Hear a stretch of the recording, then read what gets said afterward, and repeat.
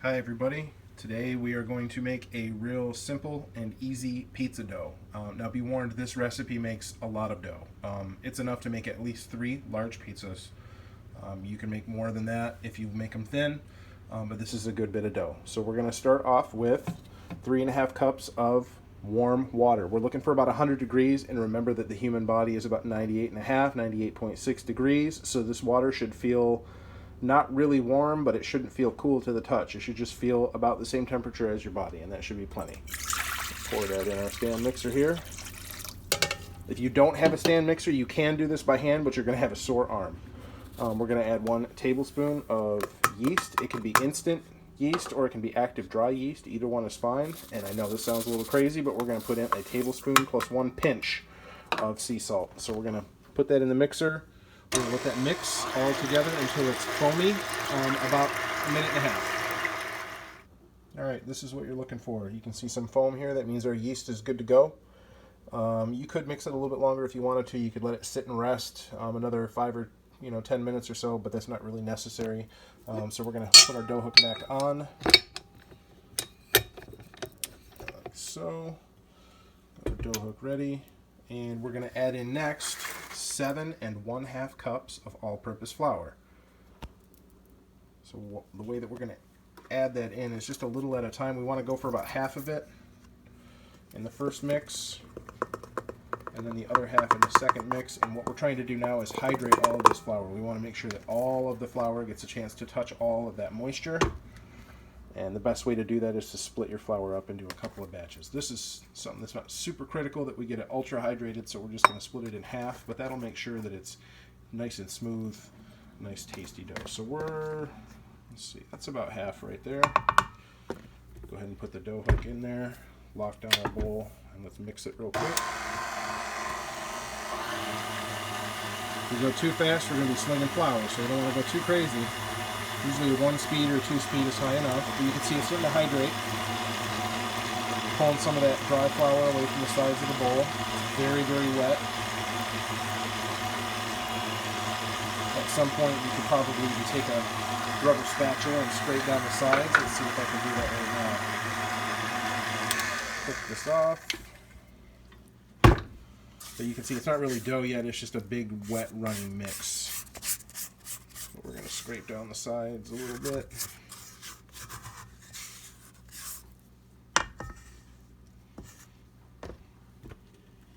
We'll let that keep going just a little bit longer.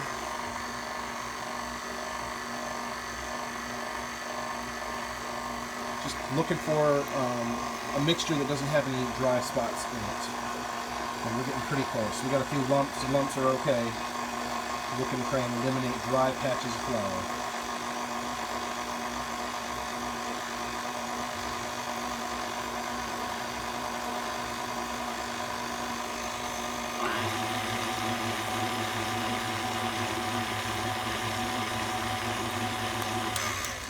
It's looking pretty good. Very, very wet.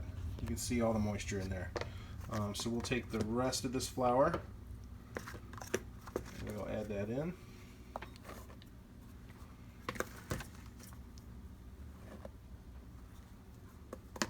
I think we're at a point now where we can probably just pour it right out of the bowl.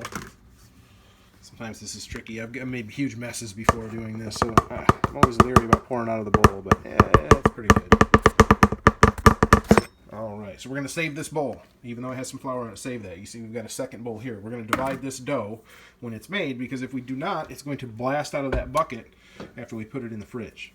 Alright, key note here. This dough is best made at least 2 days ahead of time, 48 hours ahead of time, or when you want to make your pizza, because this is a fermented dough. We're going to cold ferment this in the refrigerator, and it's going to make a great, bubbly, tasty pizza. Lots of texture and air bubbles, and it's going to have an amazing flavor because of that slow fermentation process that's going to happen in the kitchen, in the refrigerator. So we'll let this keep mixing. We'll check back when it's all smooth, and then we'll go from there. Alright, this is about 2 minutes worth of mixing here, and you can see that the dough is starting to become hydrated, but it is still very lumpy and not smooth at all. We're going to keep this going another 2 or 3 minutes at a speed of 2, maybe 3 at the highest. Just until it starts to get real smooth and stretchy and it looks nice and elastic. While your mixture is mixing, over there, you can take about a tablespoon of olive oil in each one of those 2 bowls.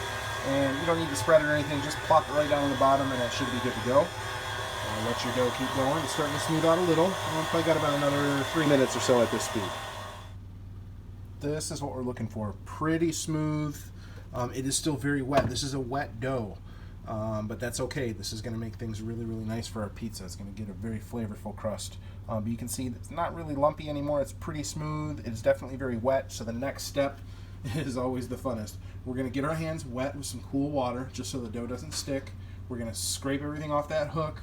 We're going to divide that dough into 2 reasonably even-sized chunks or glops, and we're going to put them into 1 bowl and in 2 bowls. We're going to cover them up. So we'll check back here in just a minute, and you can see what that dough looks like. But at this stage, don't be worried if it doesn't seem like it's come together or if it looks really runny or sloppy. That's what we're going for.